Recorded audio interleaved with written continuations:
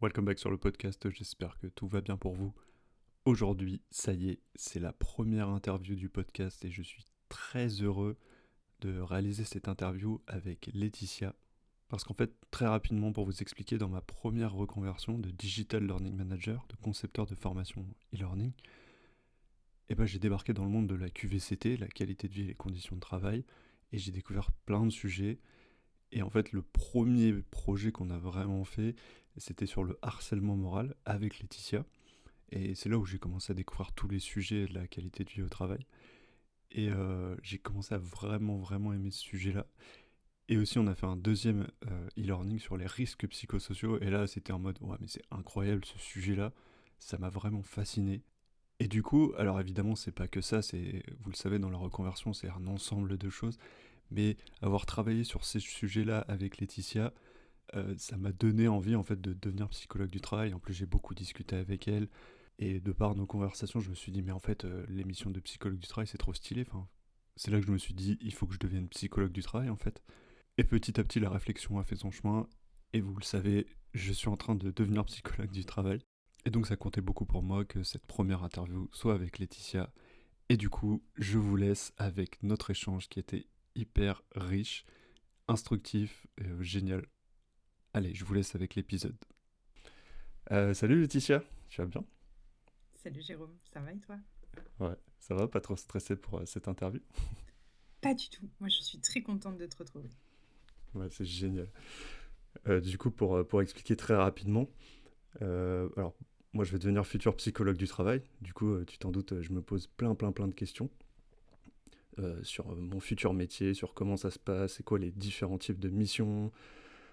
Et en fait, pour l'expli- et en fait, pour l'explication à tous les auditeurs, j'ai travaillé avec Laetitia dans ma première reconversion. Et c'est un peu aussi ça qui m'a donné envie de devenir psychologue du travail. Du coup, Laetitia, est-ce que tu peux te présenter en 3 mots? En 3 mots, waouh, ça c'est un exercice difficile. Psychologue, pédagogue et enthousiaste. Ok. Est-ce que tu peux développer un tout petit peu ces 3 mots? Alors moi, je suis psychologue donc depuis 2007. J'ai été diplômée en 2007. Euh, j'ai eu une carrière qui a été, ma foi, plutôt linéaire. J'ai commencé dans le secteur public et plutôt dans le monde du handicap, enfin dans le domaine du Mhm. handicap en tout cas, pour accompagner des agents de la fonction publique hospitalière sur le champ du handicap. Puis ensuite, je suis rentrée dans le monde du conseil, qui m'a beaucoup plu. J'ai commencé à travailler en prévention des risques psychosociaux. Je suis tombée dans la marmite, comme dirait quelqu'un qui a des rayures. Et à partir de ce moment-là, j'ai adoré tant la thématique que l'environnement du conseil, surtout parce qu'il y avait quelque chose qui m'emportait beaucoup, c'est l'analyse de la demande, Mhm. de voir comment on peut ou pas répondre à l'analyse de la demande. Pour moi, c'était vraiment la chose qui me stimulait le plus. Et j'ai fait en tout 4 cabinets jusqu'à ce qu'on se retrouve donc dans le dernier cabinet qu'on a toi et moi quitté aujourd'hui. Mhm. Et aujourd'hui, donc je travaille à nouveau dans la fonction publique. Je suis donc toujours psychologue du travail, ça n'a pas changé. Je travaille toujours sur le champ, sur le champ de la prévention des risques psychosociaux, mais j'ai élargi mon champ à la qualité de vie et les conditions de travail. Voilà, c'est un nouveau challenge qui me passionne aussi, qui revêt là aussi des difficultés de celles de la vie de professionnelle de tous les jours. Donc voilà, me concernant, je disais que j'étais pédagogue parce que vraiment il y a quelque chose qui me tient à cœur depuis, je pense, très longtemps, c'est vraiment la transmission. Et je crois que c'est aussi ça qui a fait que nos échanges se sont nourris mutuellement. Tu avais envie d'apprendre, moi j'avais très envie de partager. Donc voilà, j'ai pu, en tout cas, te transmettre un certain nombre de choses. Je suis ravie que tu aies choisi cette orientation. Donc voilà, donc une approche très pédagogue. J'ai envie de partager, j'ai envie de ne pas garder pour moi ce que je sais. Et enthousiaste parce que je ne sais pas embarquer les sujets dans une demi-mesure. C'est soit j'y vais tout entière, soit j'y vais pas. Donc voilà, ça c'est plutôt un trait de ma personnalité. Ok, merci pour ce tour d'horizon, très très très clair. Effectivement, je te rejoins complètement. Un psychologue, effectivement, pédagogue, bah, c'est pour ça qu'on s'est rencontrés. Enthousiaste, bah, clairement, je suis parti sur 5 ans d'études, donc bah, c'est pas que toi, mais bah, bon, c'est un petit peu pour ça aussi que je le fais. Et ouais, essayer d'embarquer les gens. Et du coup, bon, je reviendrai plus tard sur l'analyse de la demande, un sujet qu'on a abordé cette année en master. Hmm. Mais une question que je ne t'ai pas encore posée, c'est toi, comment. Alors, déjà, pourquoi tu es devenu psy du travail? Donc, tu as dit que c'était en 2007. Ouais. J'ai été diplômée en 2007. Alors là, il va falloir remonter un tout petit peu plus loin, si on a le temps. En tout cas, je te raconte un peu l'histoire. Donc, j'ai un parcours scolaire très chaotique. Je fais partie tu sais, des derniers de la classe, ceux où les profs disent oh là là, on ne sait pas ce qu'on va faire d'eux. Euh, mais j'ai un atout fort, c'est que ma mère est enseignante et ma mère croit en moi. Et alors elle a de la motivation voilà, pour 2, pour 3, pour 4, en tout cas pour tout ce qu'il faut pour embarquer elle aussi. Un bel héritage. Et il s'avère que j'arrive en troisième, quelque chose comme ça, en seconde, et j'ai très envie d'être juge pour enfants. D'accord. Euh, Bon, alors l'idée c'était quoi? C'était d'aider, on était dans l'aide déjà, et axer du côté des enfants, parce que moi-même ayant vécu une enfance difficile d'un point de vue scolaire, alors à la maison très bien, mais difficile d'un point de vue scolaire, j'avais envie de contribuer à aider. Puis quand on a voilà, 15 ans, dans ces eaux-là, on ne se représente pas très bien ce que c'est les parcours d'études, etc. Et, et on m'a informé qu'il allait falloir faire du droit, que le droit c'était apprendre par cœur. Et là, je me retrouve devant un mur parce que j'ai une grosse difficulté, je ne sais pas apprendre. Donc Mhm. quand on ne sait pas apprendre, ben, apprendre par cœur, c'est quelque chose qui est évidemment très très compliqué. Et bon, en tout cas, je suis restée dans l'idée d'aider. J'ai continué mes études jusqu'à arriver en première, ouais, ouais. Et en première, j'ai commencé à lire. Genre, je lisais énormément ado. Vraiment, j'étais une grosse lectrice. Et donc, je commence à lire des ouvrages, notamment en psychanalyse sur Freud. Alors, quoi qu'on en dise aujourd'hui, Freud nous a quand même apporté un socle théorique très intéressant sur tout un tas d'aspects qui viennent nourrir aussi des concepts, enfin, en tout cas, qui vont dans l'apprentissage de la psychologie. Mhm. Et, et là, je lis Freud et je me dis, waouh, incroyable. Je comprends des choses qui me traversent et, et ça m'aide déjà de les lire. Et là, je me dis, c'est génial, enfin, incroyable ce truc. Donc là, commence à se dessiner petit à petit, la psycho. Et je me dis, ouais, psycho, c'est pas mal quand même, c'est un truc qui pourrait me plaire. Et donc, j'arrive en terminale, la première terminale. Et là, je loupe mon bac. Et donc, je me dis, ben non, quand même, j'ai vraiment envie de faire psycho. Je repasse mon bac et à ce moment-là, j'ai un directeur d'une école, donc comme je change d'école en terminale là pour repasser mon bac, et le directeur me dit mais Madame Giron, pas du tout, vous allez pas du tout faire psycho, c'est complètement bouché, ça va pas du tout. Mais vous avez eu 20 l'année dernière en art plastique, vous avez qu'à faire art plastique, donc il était quand même capable de me proposer de faire art plastique qui est ma foi donne peu de débouchés par rapport à psycho où effectivement c'était une filière extrêmement bouchée. Et les débouchés sont effectivement ceux qu'ils sont aujourd'hui, hein, ils n'ont pas changé. Et en fait, il voulait pas que je fasse psycho. Bon, c'est dommage parce que plus on m'a dit de pas faire quelque chose, plus ça m'a donné envie de le faire. Donc, ben, je me suis quand même accrochée et donc j'ai eu mon bac enfin et je suis rentrée en fac de psycho. Et là, bah, une espèce de révélation pour moi d'une facilité d'apprentissage que je n'avais jusqu'ici pas vraiment connue. Une aisance au niveau du sujet puisque c'était quelque chose qui me plaisait, qui m'embarquait, donc j'avais envie. Voilà, c'était une évidence. Et au fur et à mesure du parcours de psycho, et vraiment arrivé en licence, quand on commence à faire les premiers stages, j'ai ce moment où je me dis, moi j'aime bien psycho, mais est-ce que je me vois faire de la clinique et être assise dans un cabinet, écouter des personnes qui rencontrent des difficultés personnelles, voilà, hein, des Mhm. maladies psychiques, des troubles psychiques divers et variés, ou des problématiques de vie, peu importe. Je me dis, est-ce que vraiment je me vois faire ça? Je suis pas sûre, sachant que je travaille déjà à côté pour m'aider à financer mes études et ma vie. Et en fait, j'aime bien le monde du travail hein, quand même, c'est quelque chose qui me plaît bien. Et je sais qu'il y a une voie qui est un peu moins bouchée que la clinique, c'est la psycho du travail. Et je me dis, bah, je vais y aller. Et là, j'ai une autre impulsion qui arrive du côté de ma sphère familiale, qui est mon père, qui, lui, travaille dans une SS2I en informatique. Et, et il revient des fois de ses journées de travail en me disant, on a des consultants qui sont venus nous voir, ils nous ont formés, c'était hyper intéressant, j'ai vachement appris, mais est-ce que tu t'es renseigné?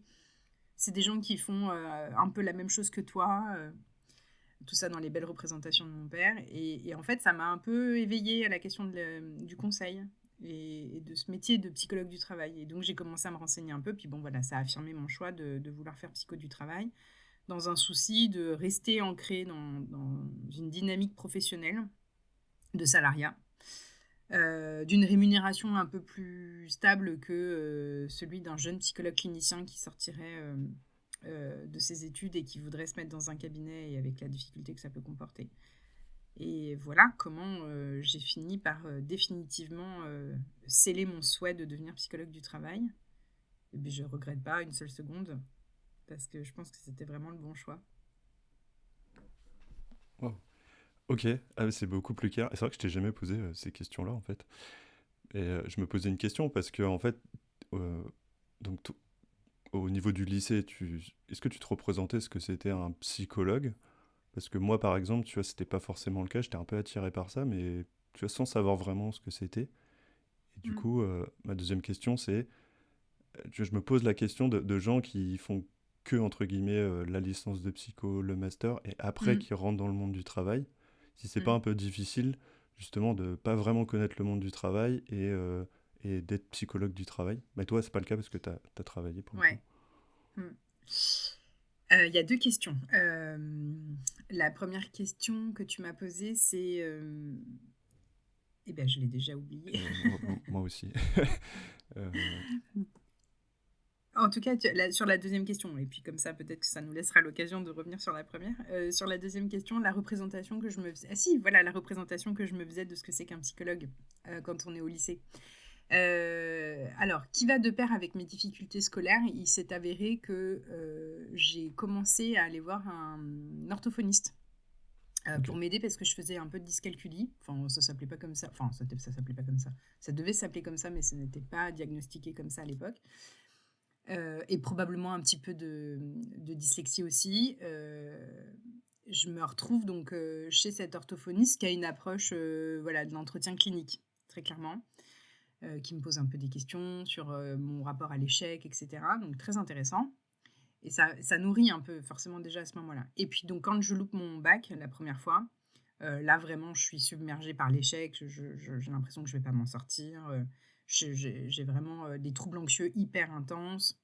Et là, mes parents me disent, écoute, nous, on essaye de t'aider comme on peut, mais il y a un moment donné, ce serait peut-être bien que tu ailles voir quelqu'un, le fameux quelqu'un.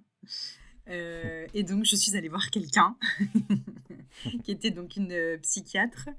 Euh, bon, j'en garde un souvenir très partagé de cet accompagnement parce qu'il a duré de mes 18 ans à mes 24 ou 25 ans, donc quand même un petit bout, quoi. Voilà, avec une thérapeute un peu particulière dans son approche, mais bon, voilà, qui m'a quand même forcément fait avancer, hein, c'est sans aucun doute et c'est certain. Et donc, c'est aussi ça, je pense, qui m'a permis de me représenter ce que c'était que le travail de psychologue, ou en tout cas de thérapeute. Hem, donc voilà. Bah, en plus, elle avait une approche très, psychanalytique, donc bon, c'était pas forcément, je pense, quand on a 18 ans, ce qui convient, Hmm. le mieux. Mais enfin, c'est peut-être une représentation de ma part. Voilà, donc ça m'a aidé à me représenter ce que c'est que le métier de psychologue. Et ensuite, ce que c'est le métier de psychologue du travail, ça, je pense que on peut s'en saisir à partir du moment où on fait des stages et qu'on commence déjà à comprendre les mises en perspective de nos apprentissages dans le cadre professionnel.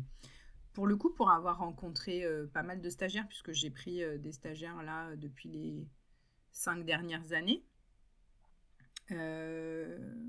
il y a une question de maturité, je pense, pour les individus dans ce que ça représente déjà la question du travail, de son cadre, de ses obligations, des devoirs, et comment ça vient s'inscrire dans les apprentissages.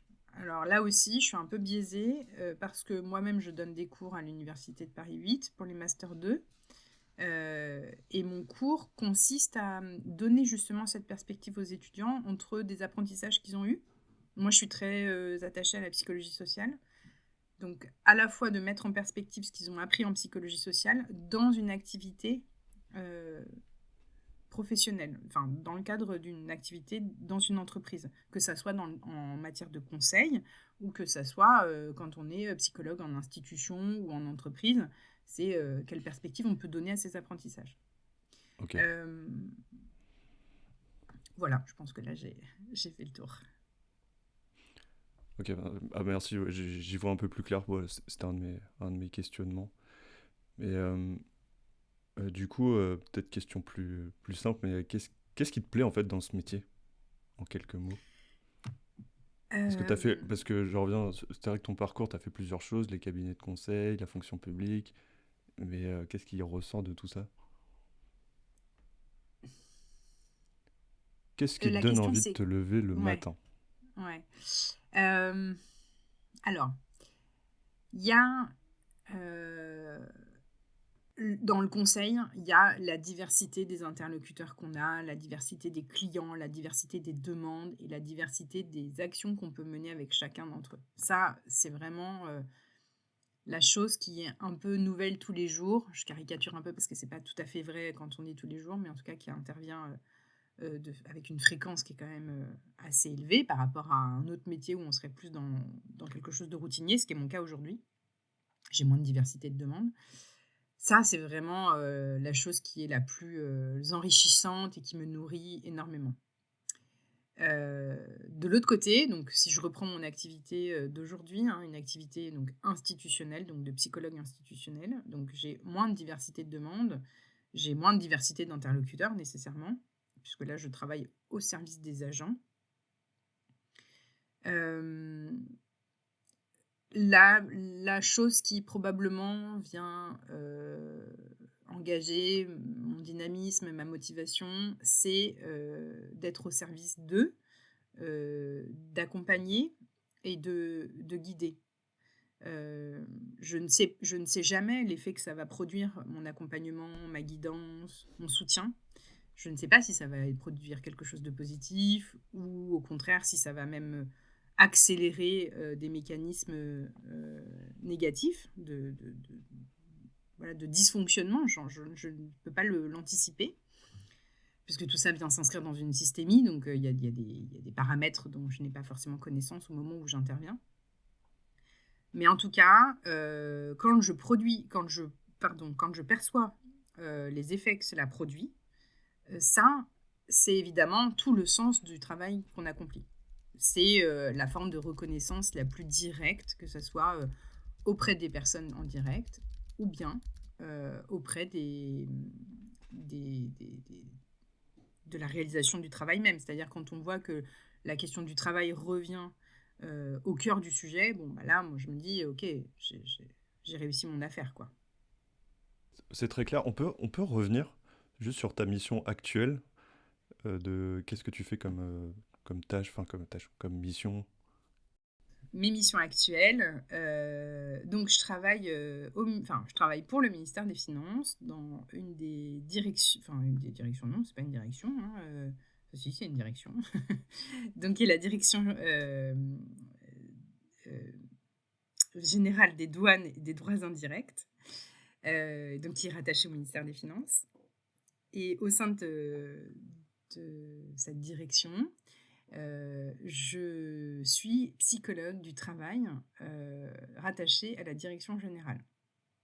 Alors, qu'est-ce que ça veut dire et qu'est-ce que je fais? Je vais commencer par qu'est-ce que je fais?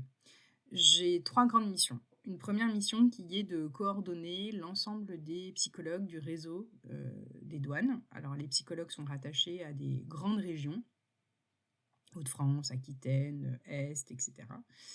Il y en a 17 en tout, puisqu'on a aussi des psychologues qui sont attachés à des directions transverses. Donc voilà, donc je dois coordonner ce réseau de psychologues.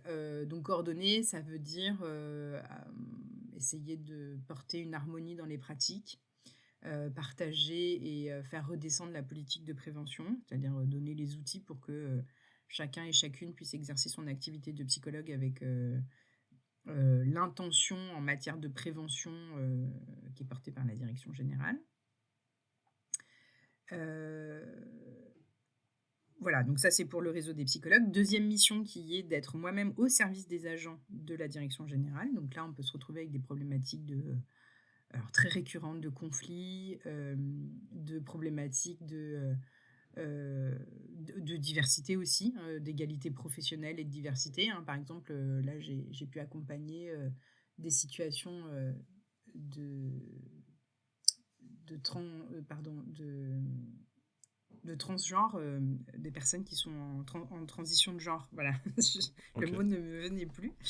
Donc voilà, comment on fait quand on était un homme ou une femme et que désormais on devient un homme ou une femme, vis-à-vis de ses collègues, vis-à-vis de ses managers, et comment est-ce que tout ça s'accompagne avec parfois des traitements médicamenteux qui sont lourds, etc., etc.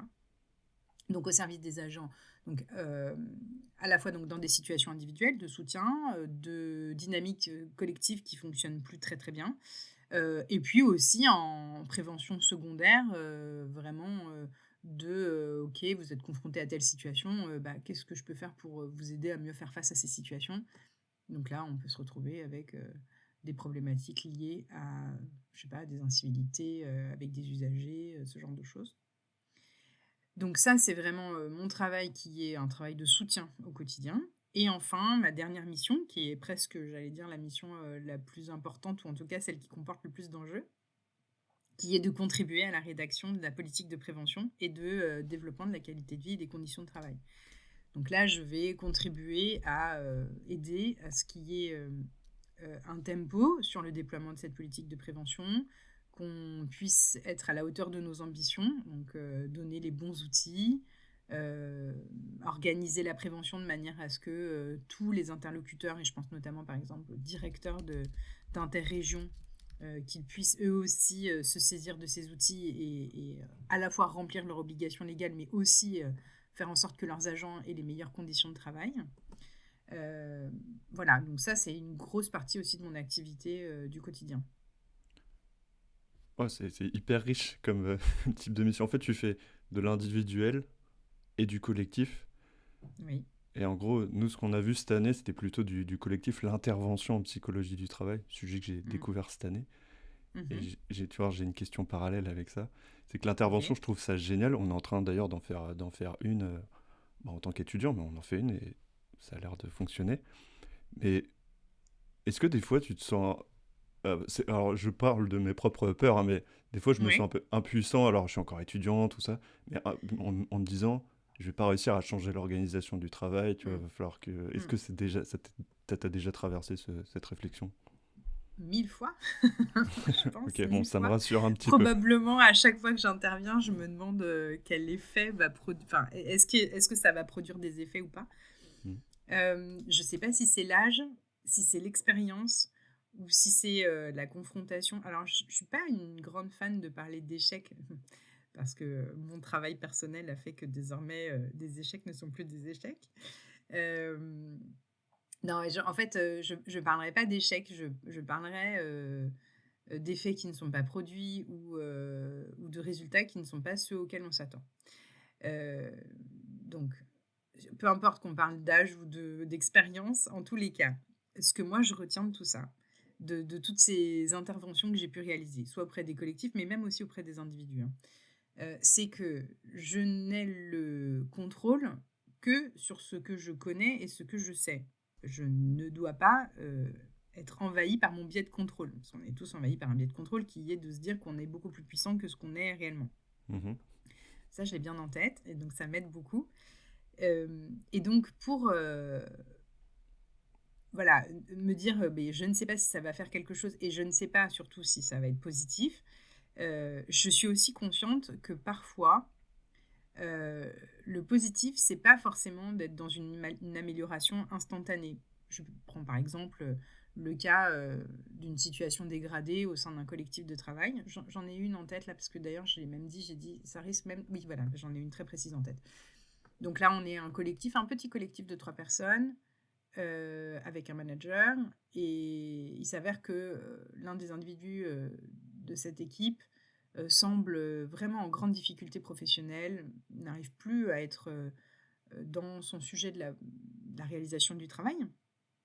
Il y a un temps qui lui paraît infini, il y a une manière d'aborder le travail qui est d'être inquiet de la réalisation et de sa production, et donc il a tendance à se débrouiller pour que ce soit les autres qui fassent le travail. Donc on m'a demandé d'intervenir, et j'ai dit, mais oulala, au sein de ce collectif-là, qui est quand même déjà, semble-t-il, très abîmé, dont la relation avec le manager n'est pas forcément très bonne. En tout cas, il n'y a pas une grande confiance, il n'y a pas un grand soutien perçu de la part du manager. J'ai dit, moi, si j'interviens, je vais intervenir sur la question du travail. Parce que la demande, elle est comment, je vais utiliser des gros mots, comment remettre de la performance au sein de ce collectif. Et on m'a dit, mais dis donc, ça va être difficile. J'ai dit, oui, c'est sûr que ça va être difficile parce que j'ai quelqu'un pour qui ce n'est pas le sujet aujourd'hui et qui, semble-t-il, ne veut pas que ce soit le sujet aujourd'hui. Mhm. Je ne peux pas présager que le travail que je vais réaliser, notamment par exemple en utilisant des ateliers qui vont viser à comprendre pourquoi la question du travail elle est un peu éludée, est-ce qu'il y a des problématiques d'organisation, est-ce qu'il y a des problématiques de communication, est-ce qu'il y a des enjeux individuels qui prennent un peu le pas, etc. Donc explorer tout ça. Je ne peux pas présager que ça va produire un effet positif. En revanche, ce que je présage déjà, c'est qu'il va y avoir une dégradation, au moins pour une personne. Parce que je vais aller à l'opposé de ce que cette personne souhaiterait. C'est-à-dire, moi, je vais revenir parler du travail là où, visiblement, cette personne n'en aurait pas très envie. Donc, il se peut que ça se dégrade. Mais si ça se dégrade, là, je peux aussi m'appuyer sur d'autres approches. Alors, je m'initie doucement à ces approches-là, sur notamment le mouvement et l'école du Palo Alto, qui travaille beaucoup sur... alors, ça s'appelle faire des virages à 180, et qui est de dire qu'en fait, on est dans un environnement, une systémie, que dans cette systémie, il y a plein de paramètres qui viennent et qui rentrent en compte, et que chacun contribue à compenser, réguler cette situation. Et en fait, mon intervention, peut-être, permettra d'arrêter de compenser. Donc, il se peut qu'il y ait une dégradation, mais que cette dégradation va forcément avoir une répercussion. Et cette répercussion, peut-être que c'est celle-là qui produira un effet positif in fine. Faire bouger l'agent pour qu'il prenne conscience qu'en fait, il n'est plus là où il a envie d'être. Au contraire, se dire, mais en fait, j'ai le pouvoir et j'ai les moyens d'agir à mon niveau, je ne subis plus la situation. Et faire prendre conscience aussi au restant du collectif que, in fine, il n'y a pas une obligation de compenser le fonctionnement d'un individu. Voilà. Et ça, je me le dis régulièrement, je me dis, on peut attendre des effets immédiats, parce que aussi on est dans une société qui attend des effets immédiats, d'une forme d'instantanéité, parce qu'on est envahi par cette instantanéité à longueur de temps, par les réseaux sociaux, par l'information, etc. Et à la fois, le temps humain, c'est pas un temps immédiat, c'est un temps lent. Donc, je me rappelle aussi que parfois, c'est dans la durée que ça va s'installer. Waouh. Merci beaucoup. Je comprends. Et j'en profite, on m'a posé une question un peu parallèle. Moi, je travaille en stage sur les risques psychosociaux, donc c'est plutôt une Mm. approche collective. Mm. Mais tu vois, des fois, il y a des situations vraiment individuelles, liées au travail, hein, pas forcément, je ne parle pas de personnalité, mais vraiment de situations individuelles. Et des Mhm. fois, on m'a demandé, bah, ok, la prévention des RP, c'est collectif, mais en même temps, des fois, il y a des Mm. situations individuelles qu'il faut changer. Mm. Et du coup, comment on fait? C'est un peu la grande question. Alors, c'est une excellente question parce que elle fait beaucoup écho à ce que je rencontre aujourd'hui en douane. Euh, je vais essayer de formuler ça de façon la plus claire possible. Aujourd'hui, les psychologues du travail en douane ont ce qu'on appelle une doctrine d'emploi. Donc, en gros, si moi je le dis avec mes mots à moi, c'est une feuille de route dans laquelle on retrouve à la fois notre activité, mais aussi de la déontologie et certains principes à partager. Quand la doctrine d'emploi a été rédigée, si mes souvenirs sont bons, ça tourne autour de 2018-2019. Il était question que les psychologues du travail ne fassent pas d'individuel. Bon, Ok. euh, on comprend très bien l'idée. L'idée, c'est de ne pas faire d'accompagnement thérapeutique. Donc, je pense que l'idée à l'origine, c'était et de préserver l'organisation de dérive des professionnels, des psychologues, en fait, vous n'êtes pas là pour faire de l'accompagnement thérapeutique. On est bien d'accord avec ce principe-là. Et à la fois aussi de protéger de protéger, en tout cas de préserver les individus de demandes qui ne seraient pas réalistes, parce que non, nous ne pouvons pas nous inscrire dans un accompagnement thérapeutique avec des individus. Bon, ok, ça c'est le prescrit. Si on en revient à des notions qu'on connaît bien, prescrit, réel, ressenti, la réalité, c'est qu'aujourd'hui, en 2026, les psychologues accompagnent des agents de façon individuelle. Alors, dans un cadre qui est plutôt bien, en tout cas, qui est plutôt clair, semble-t-il, pour eux et pour elles. Ce cadre-là, c'est de l'accompagnement en psychotrauma, c'est-à-dire post-événement grave. Alors, ça peut être dans l'activité même des agents de douane qui sont notamment en surveillance, qui peuvent être confrontés à des situations pas très rigolotes. Donc en post-trauma, en événement de la vie de tous les jours, c'est-à-dire des agents qui vont pas bien, qui peuvent avoir des idées sombres, etc. Donc là, il y a tout un accompagnement qui peut se faire à leur niveau, mais qui ne se substitue pas aux professionnels de santé, médecins traitants, psychologues cliniciens, professionnels de la psychiatrie, par exemple, en soutien. Donc, donc ils font de l'individuel de ce côté-là, mais il y a aussi les moments où, quand on fait une intervention collective, la modalité du collectif, c'est-à-dire par exemple de l'entretien collectif, n'est pas réalisable. Parce qu'il y a des enjeux interpersonnels, il y a des conflits où la parole n'est pas en sécurité quand on est au sein du collectif. Donc là, la modalité Mhm. qu'on va utiliser, c'est la modalité de l'entretien individuel. Donc, on est bien en face à face. On est bien au service de la personne à ce moment-là. Donc on fait de l'individuel, mais qui doit servir à comprendre et à donner une vision collective. Et surtout, à comprendre ce qui fait que chaque individu vient contribuer à l'unité du groupe, ou l'unité ou le dysfonctionnement du groupe, ça dépend sous quel angle on se place. Et donc, c'est ce qui va nous permettre d'intervenir. Donc, on fait de l'entretien individuel, mais on peut aussi faire de l'entretien individuel, comme par exemple des dispositifs qui existent aujourd'hui, type ligne d'écoute, où là, on a des psychologues qui sont, pour certains, psychologues du travail, et qui vont faire du soutien psychologique individuel, où là, on peut, avec ces outils de psychologue du travail, et donc pas des outils d'un psychologue clinicien, accompagner des agents, plutôt sur la question du travail, parce que c'est évidemment notre domaine d'expertise, mais parfois qui sont aussi au carrefour de l'individu avec ses problématiques personnelles, ses problématiques de la vie professionnelle et puis son passé. Donc on ne va pas dire à un agent ah bah votre séparation elle m'intéresse pas parce que moi je suis psychologue du travail et donc de ce fait je ne me centre que sur le travail. Encore une fois, si on est dans une approche systémique, il va bien falloir qu'on embrasse toute la situation avec toutes les données que la personne est capable de nous apporter. Mais tout en ayant connaissance, je pense que c'est quand même effectivement un point qui est important quand on est en train d'apprendre ce métier, c'est tout en ayant conscience de la limite de son exercice et de ne pas être tenté de se substituer à des personnes qui ont d'autres qualifications que nous.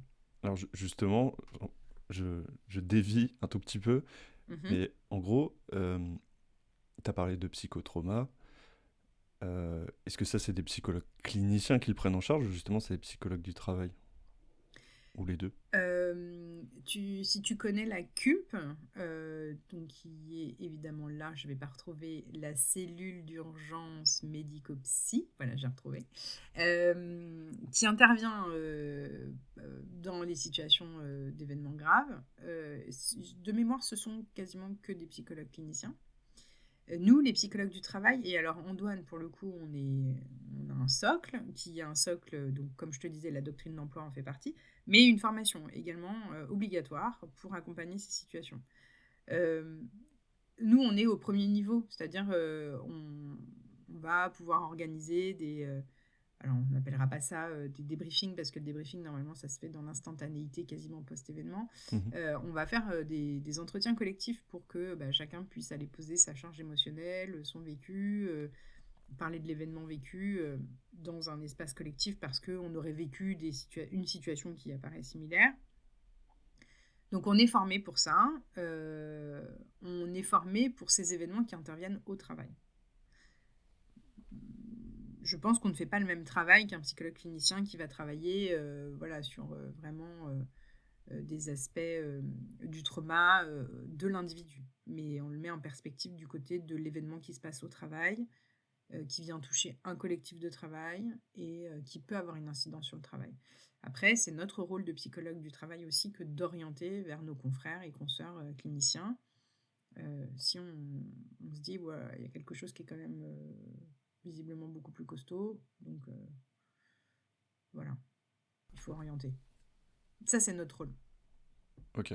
Ouais, c'est vrai que le rôle d'orientation est important. Et au-delà de ce psychotrauma, etc., c'est vrai que je suis encore un petit peu flou sur la notion de... On parle beaucoup en psychologie du travail d'entretien individuel ou de soutien. Et en fait, c'est vrai que quand j'étais en licence, je comprenais pas bien, je crois que je comprends encore pas très bien la différence.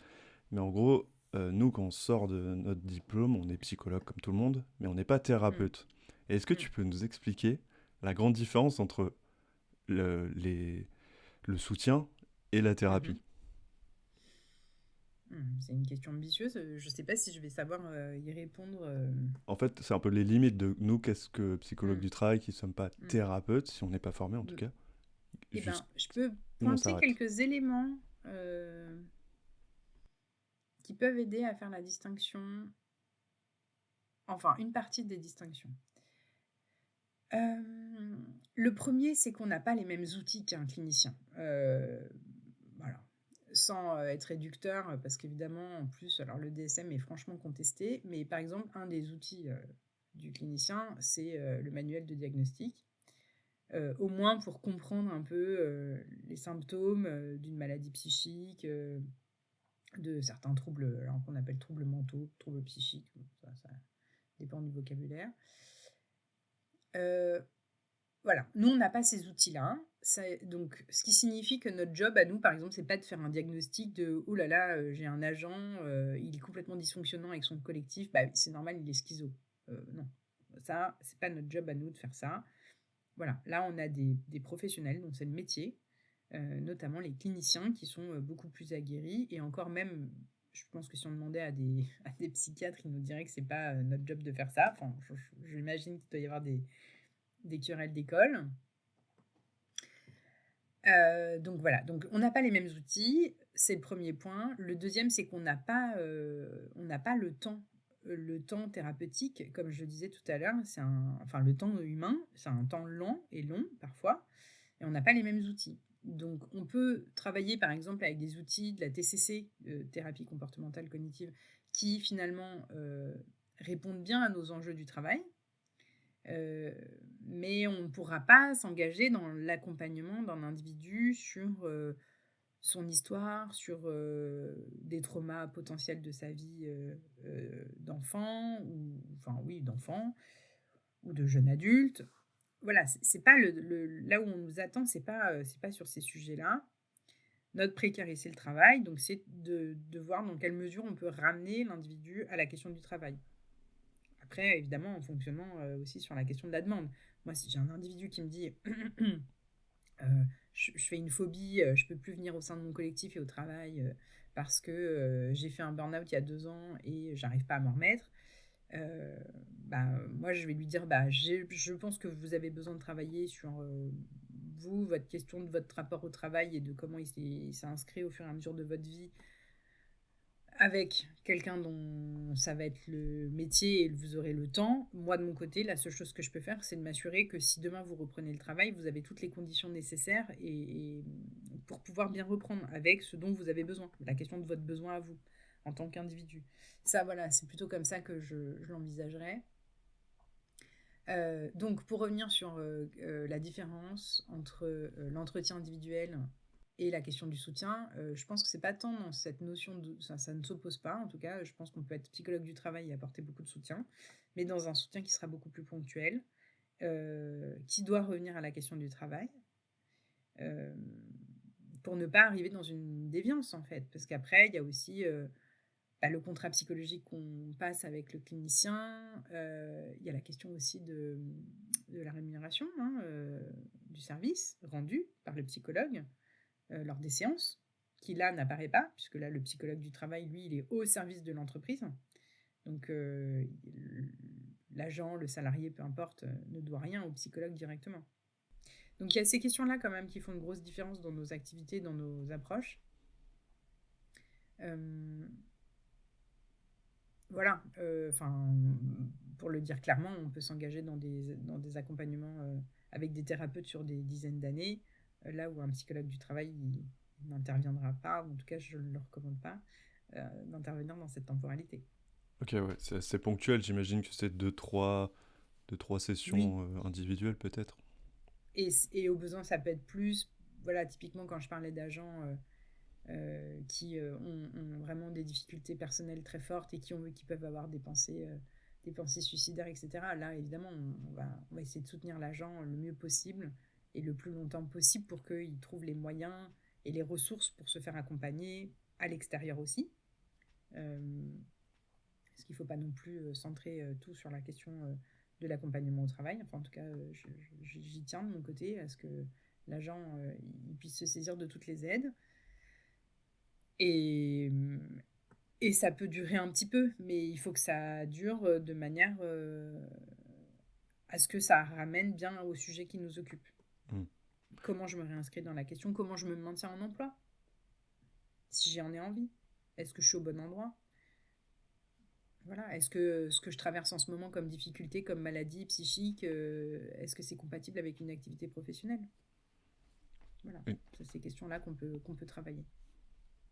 Ok. Et du coup, une question un tout petit peu complémentaire, mais c'est vrai qu'on n'en a pas parlé, c'est que les gens qui viennent te voir, les agents ou autres, Mm.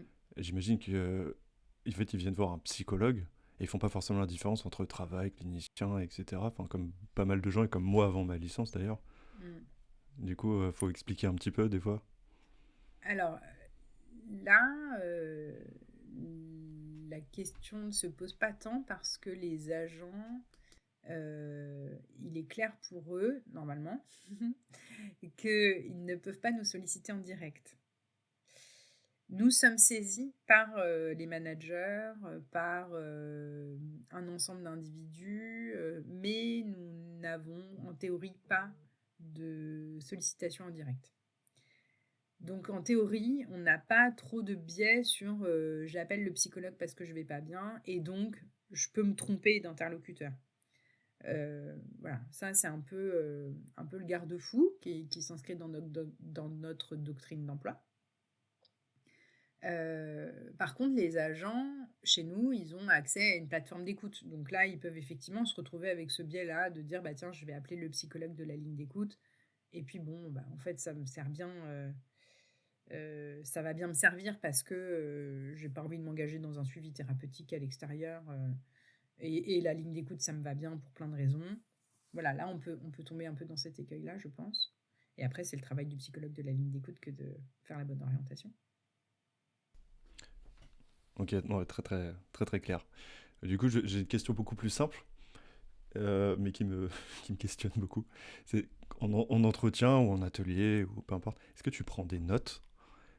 Et est-ce Hmm, que tu en prends beaucoup? Est-ce que tu fais un compte hmm, rendu? Et hmm, question très pratico-pratique, mais ça me hmm. questionne. Alors, c'est bien parce que, Jérôme, si un jour je devais t'avoir en cours, ce sont des questions que j'aborde. Donc, c'est très bien parce que pour moi, ça fait évidemment partie de euh, qu'est-ce que je fais du matériel que j'ai quand je reçois un ou des agents, ou un ou des salariés, peu importe. Alors, moi, ma pratique, c'est que j'ai besoin pour travailler, parce que le travail du psychologue à ce moment-là, il est complexe. Hein. Moi, je me souviens de quelqu'un qui m'a dit: Ah, je suis allée chez le coiffeur, ça m'a fait du bien, finalement, c'est un peu comme un psychologue. Les- Bon, oui, si le travail d'écoute n'était le seul qu'on devait produire, je pense que oui, forcément, on pourrait en plus se doter d'un diplôme de coiffeur, ce serait génial, ça nous ferait plein de casquettes. Et en plus, moi je trouve que c'est génial le travail de coiffeur, mais c'est pas, voilà. Le travail de psychologue, c'est évidemment bien plus complexe que celui juste d'écouter. C'est écouter, dans la mesure du possible, se préserver de nos propres biais cognitifs, de nos propres préjugés et stéréotypes. C'est éviter donc des effets projectifs.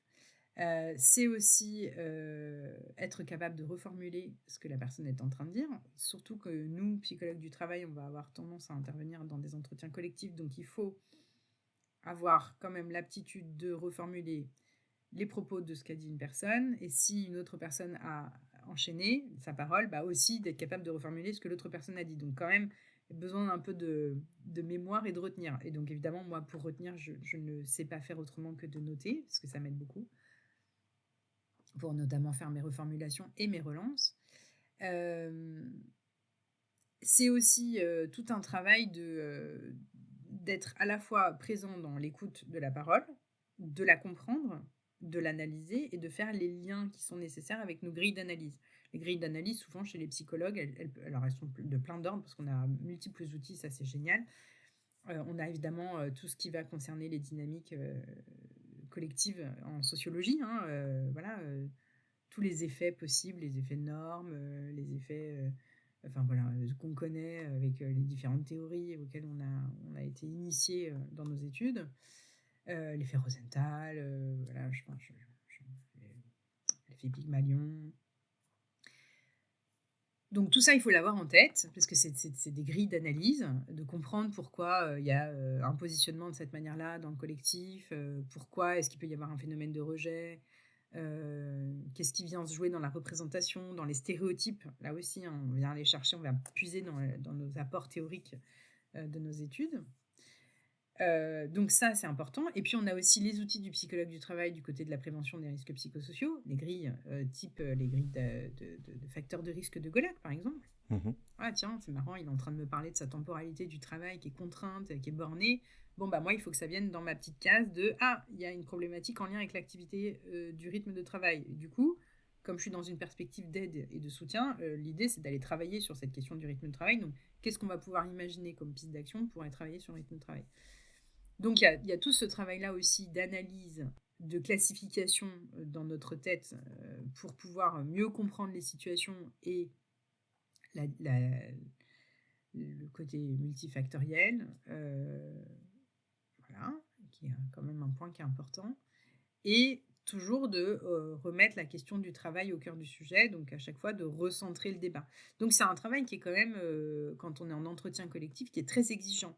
Euh, très exigeant mentalement, qui n'est pas qu'un travail d'écoute. Donc, je suis toujours un peu étonnée, pour partager un peu une réflexion, un peu étonnée quand des jeunes professionnels qui sortent des études me disent: «Ah, je suis sortie de l'entretien, j'ai fait tout de suite mon compte rendu». Alors, déjà, d'une part, chouette, il a fait un compte rendu. Compte rendu, ça ne veut pas forcément dire une analyse pour moi. Donc là, j'y mets déjà un petit point d'alerte. C'est-à-dire retranscrire ce qu'on a compris de l'entretien, c'est-à-dire noir sur blanc, de dire il a été dit que, collectivement, il est partagé que, voilà, ça c'est un compte rendu. L'analyse, qui serait plutôt de dire il semble que cela vienne prendre sa source à tel endroit et il semble que ça soit lié à telle dynamique ou que telle approche soit sous-jacente. Par exemple, j'aime beaucoup l'approche de la théorie organisationnelle d'Eric Berne, encore une approche très systémique, et qui me donne des belles clés d'analyse sur les dynamiques de groupe. Bah voilà, j'aime bien quand même qu'on arrive à donner du relief à nos comptes rendus, donc à vraiment faire des analyses, pour donner des clés de compréhension, et puis surtout pour que là, d'un point de vue de pédagogie, on puisse aussi aider les personnes à comprendre ce qui se joue, à leur faire un pas de côté pour qu'elles puissent avoir un peu plus de recul et s'interroger si le mode de fonctionnement il est le bon, si on perdure, si on change son mode de fonctionnement. Voilà, en tout cas, de faire en sorte que la situation évolue si la problématique est posée. Parce que souvent, on intervient quand même quand il y a des problématiques qui sont posées, évidemment. Oh, très très très très clair. Moi, je suis de la team, je suis obligé de prendre beaucoup de notes, mais je Mm, sais qu'il y a des gens, ils en prennent pas forcément. Est-ce que mm, pour résumer, en gros, tu prends des notes pendant l'entretien. Est-ce que donc l'entretien, je sais pas, on va dire, ça dure 1 heure. Est-ce que le mm. compte rendu ou ouais, ce qui a été dit, tout ça, ça te prend autant de temps, j'imagine? Enfin, l'analyse et la retranscription. Enfin, pas la retranscription, mais t'as compris. Oui, alors ce qu'on disait dans le conseil, c'est que pour 2 heures d'entretien, il nous fallait à peu près autant de temps pour faire l'analyse. Sauf que il y a un temps caché, qui est ce fameux temps de waouh, super chouette, t'as réussi à sortir de l'entretien, à faire ton compte rendu tout de suite après. Moi, je ne sais pas faire ça parce que j'ai vraiment besoin d'un temps de digestion. J'ai Mhm. besoin d'un temps où j'ai ma marmite qui est en pleine ébullition et euh, il faut que tout ce que j'ai entendu, ça vienne, ça prenne un sens, quoi. Je sais pas comment l'expliquer. Il y a quelque chose qui s'opère mentalement chez moi et qui fait que j'ai besoin d'un temps de digestion et que je suis beaucoup plus à même d'en faire une analyse et de prendre de la hauteur par rapport à ce que j'ai entendu et de la mettre en perspective quand il s'est passé quelques jours, voire semaines. Et en fait, ce temps-là, bah, c'est un temps de travail, mais c'est un temps de travail intellectuel qui n'est pas comptabilisé, c'est un temps masqué, et dont il y a des fois aucune note écrite qui en ressort. Euh, et qui va faire que par contre, ça va me prendre plus de temps à rédiger, parce qu'en fait, je vais apporter une analyse qui est un peu plus globale, qui est plus transversale. Et donc, bah, ça me demande un peu plus de temps. Donc, dans les faits, on dit oui, 2 heures. Si on fait un entretien de 2 heures, il nous faudrait à peu près 2 heures pour faire l'analyse. Mais je pense que c'est pas tout à fait vrai. Je pense qu'il y a quand même plus de temps que ça réellement. Mhm. Il y a un processus cognitif qui s'opère et qui est plus coûteux en temps. Ouais, ok. Parce, parce qu'effectivement, il se passe aussi des choses dans notre tête. À Oui. mon humble échelle, je l'ai déjà vécu. Effectivement, en fait, tu repenses, tu Mm. dis, ah oui, enfin, tu fais des liens naturellement aussi. Exactement. Ouais, Exactement. ok, je comprends. Du coup, on va s'approcher tranquillement de la fin de l'épisode. Mhm. Euh, Est-ce que tu as des conseils ou des erreurs à ne pas faire pour des psys ou même des futurs psys? Je pose la question pour moi, mais est-ce que tu as Mm. un gros truc qui te vient en tête d'erreur tu t'es dit, oh là, Ouais. j'aurais pas dû faire comme ça. Alors oui, c'est intéressant parce que du coup, il peut y avoir deux niveaux de réponse. Et le premier niveau de réponse, quand tu m'as posé la question, c'est j'ai la maman d'une de mes meilleures amies qui avait une expression, elle venait du Nord, et ils ont des expressions dans le Nord que je trouve géniales.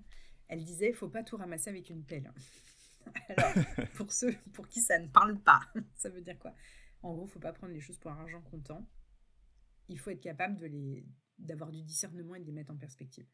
Et ça, vraiment, je pense que c'est l'erreur. Encore une fois, l'erreur, c'est l'apprentissage, quoi. Donc, c'est des erreurs qui sont un peu normales, je dirais, du débutant. Mais oui, mais il m'a dit qu'il il faisait tout ce qu'il pouvait. D'accord, c'est ce qu'il a dit. Est-ce que lui, est-ce qu'il a intérêt à rester dans il fait tout ce qu'il peut, mais il voit bien que ça ne marche pas? Est-ce qu'il y a un bénéfice secondaire? Voilà, et questionner, ça c'est notre job. C'est ça le plus difficile dans notre job. C'est vraiment d'être capable de comprendre entre ce qui est apporté dans le discours, ce qui fait une demande. Et en fait, on doit questionner ça. On le doit pour pouvoir vraiment travailler avec les personnes. Sinon, le travail, il se fait pas. On dit, ah bah oui, mais il veut pas. Ah oui, d'accord, il veut pas. Ou au contraire, mais si, si, il veut beaucoup, oui, ok. Donc ça, ce serait le premier. On ramasse pas tout avec une pelle, on met en perspective, on se questionne, on travaille aussi sur soi, sur ses représentations, hein, parce que des fois, on peut se dire, ouais, c'est bon, j'ai fait le tour de la question. Puis en fait, on s'aperçoit qu'on n'a pas vraiment fait le tour de la question, parce que peut-être aussi on est limité dans son savoir. Donc le questionner avec d'autres personnes, c'est un bon moyen de s'aider aussi, hein, quand même. On fait beaucoup d'échanges de pratiques entre psychologues, et ça, vraiment, je pense que c'est notre premier garde-fou, d'avoir des psychologues qui viennent nous chatouiller un peu aussi, ça fait du bien. Et alors moi, est-ce que j'ai fait une erreur? Ouais, j'en ai fait plein, forcément. Euh,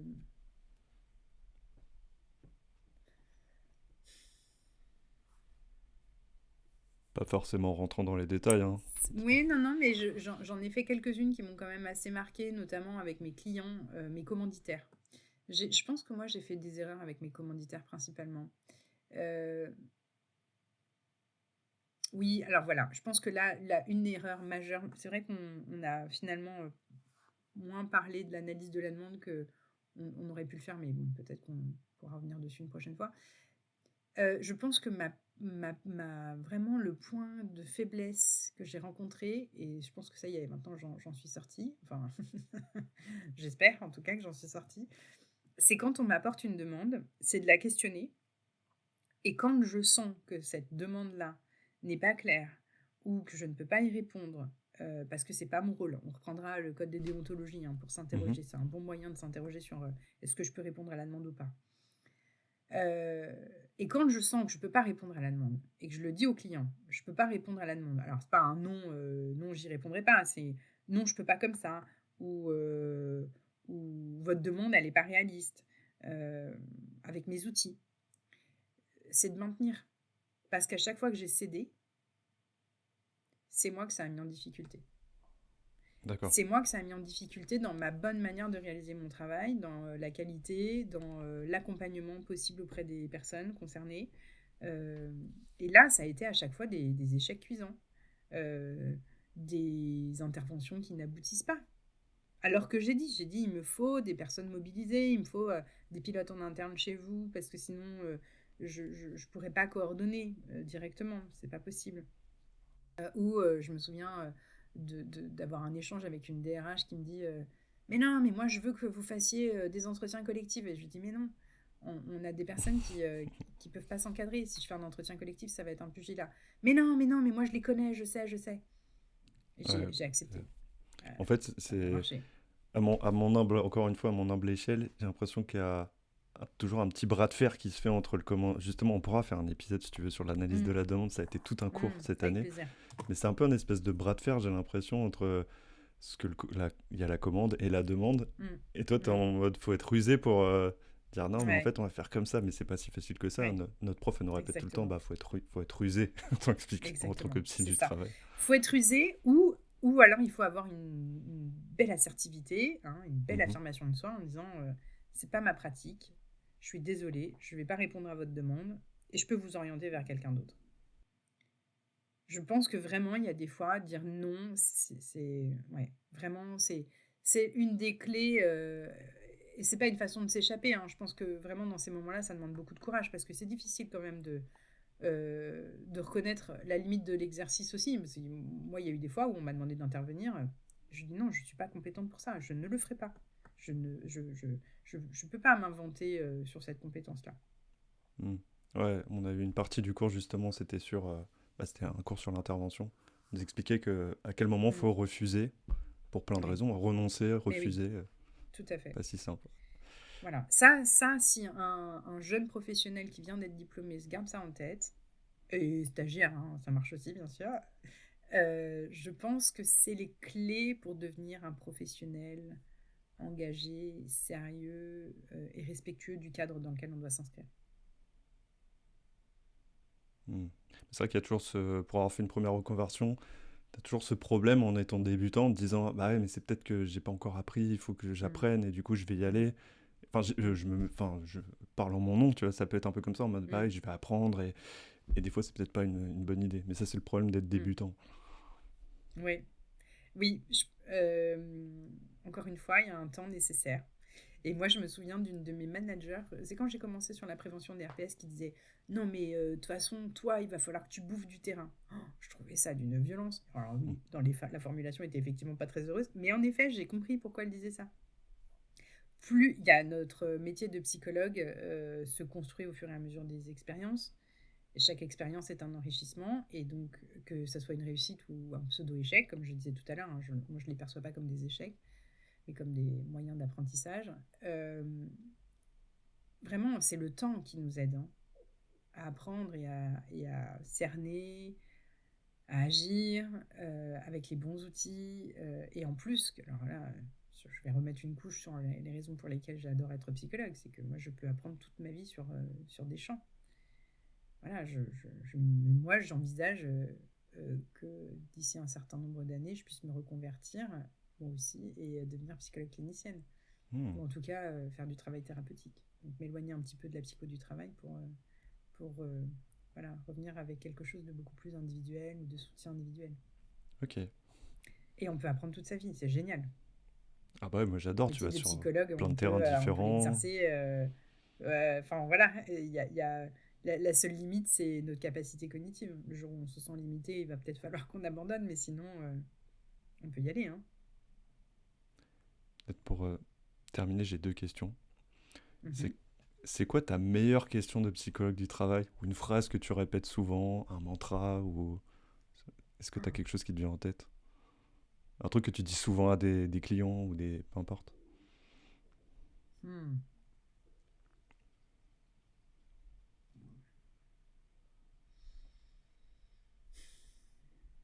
Ben, je sais pas si j'en ai une. En tout cas, je sais que j'aime bien cette question, mais je crois que je la pose pas si souvent. Mais qu'est-ce que vous en pensez, vous? Mhm. Ça, je l'aime bien quand même. Hein, elle est intéressante. Mais je crois que je la pose pas assez, finalement. En t'en parlant comme ça, je me dis que je pourrais y aller un peu plus quand même. Euh,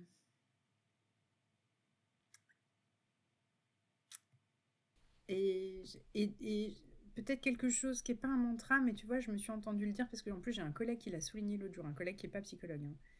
Hein. Pendant une réunion, je me disais quand même, c'est un peu étrange ce qu'on est en train de faire. On est en train de parler de la situation d'une personne alors qu'elle est là pour savoir comment est-ce que demain elle pourra le mieux fonctionner avec ses collègues, etc.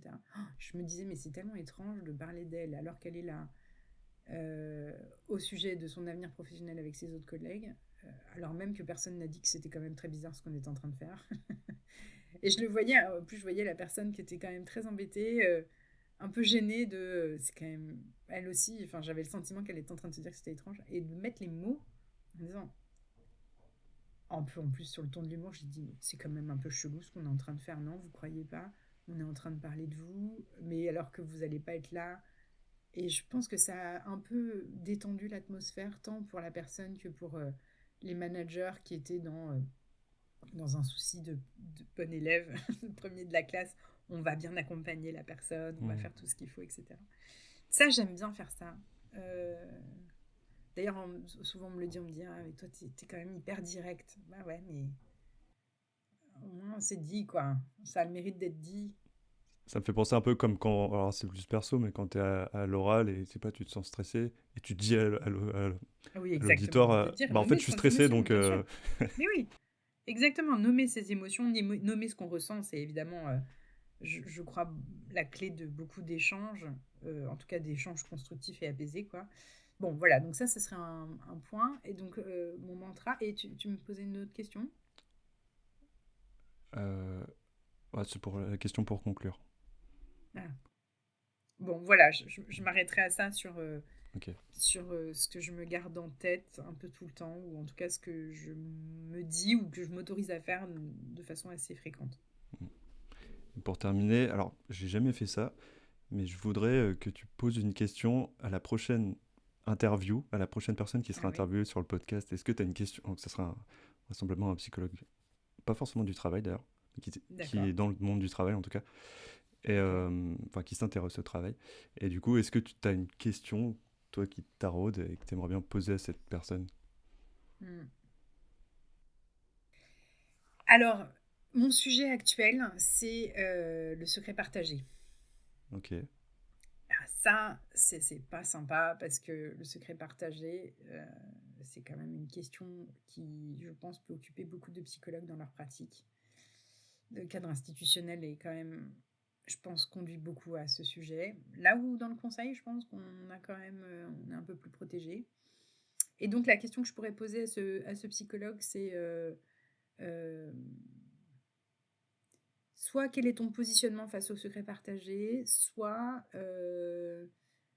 comment est-ce que tu arrives à placer le curseur au bon endroit pour euh, et que ça contribue à aider la personne dans son activité. Je suis sur ma question du travail, hein, donc l'idée c'est d'avoir toutes les ressources nécessaires pour aider la personne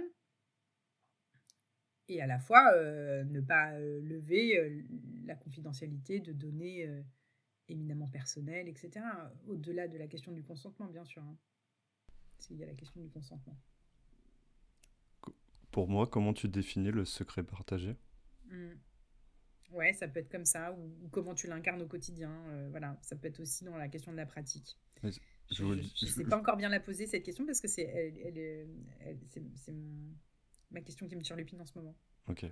Mais moi, je voulais dire, pour moi, Jérôme, Mhm. c'est quoi le secret partagé en deux mots, si tu arrives Mm. à le définir? C'est la première fois que j'entends ce mot, cette expression-là. Ah, ok. Le secret partagé, ben, moi je l'ai connu, je vais te le replacer, je l'ai connu quand j'ai commencé à travailler dans la fonction publique hospitalière et que j'échangeais avec des psychologues cliniciens, bon, c'était que des femmes cliniciennes pour des patients. Et certaines faisaient par exemple des bilans cognitifs, et puis d'autres étaient peut-être, je pense, plus dans la question du soutien de l'individu, donc du patient âgé. Et je sais qu'elles avaient des temps de rencontre avec des professionnels. Et qu'est-ce qu'on délivre aux autres professionnels? Je sais pas, par exemple, Ok. un psychomote, un kiné. Est-ce qu'on peut partager une partie des informations? Voilà. Et qu'est-ce qui va être utile à partager? D'accord, ok. Très clair. Parce que j'allais penser, le secret partagé, ça peut être le secret un peu le tabou dans une entreprise, par exemple, tu vois, entre les gens. Mais là, toi, c'est le secret professionnel partagé. Ouais, Ok. exactement. Et donc, dans mon activité du quotidien, c'est, comme je te le disais tout à l'heure, mes commanditaires, c'est souvent la direction, les managers. Donc, je suis mandatée pour intervenir soit sur des collectifs, soit sur des individus. Et on me demande des comptes. Bon, ben, jusqu'où je vais? Moi, évidemment, je suis évidemment préoccupée par la question du consentement de la personne et de l'agent, mais si j'ai le consentement, au-delà de ça, est-ce que quand même il y a des informations que je partage ou pas, en fait, malgré tout? Oh. Eh ben, j'essaierai de poser cette question lors du secret partagé Voilà. au prochain épisode. Faudrait que tu me dises que j'écoute parce que j'ai besoin de me nourrir beaucoup sur cette question. Ça marche. Bah écoute, Laetitia, merci beaucoup.